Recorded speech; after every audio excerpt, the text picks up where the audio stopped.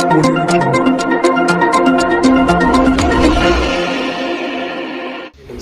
Zone 1 એલસીબીની team દ્વારા કાર્યવાહી. સુરત લસકાણા વિસ્તારમાં રેડ પાડવામાં આવી.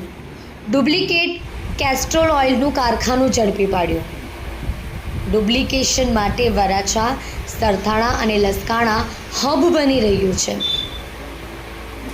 ડુપ્લિકેટ કેસ્ટ્રોલ ઓઇલનું કારખાનું ચલાવતો આરોપી નવનીતભાઈ જસમતભાઈ ઠુમ્મરને ઝડપી પડાયો. પોલીસે આરોપી પાસેથી જુદી જુદી કંપનીઓના ડુપ્લિકેટ એન્જિન ઓઇલ સહિત કુલ રૂપિયા 6 લાખથી વધુનો મુદ્દામાલ જપ્ત કર્યો. આરોપી છેલ્લા 1 વર્ષથી કારખાનું ચલાવતો હતો.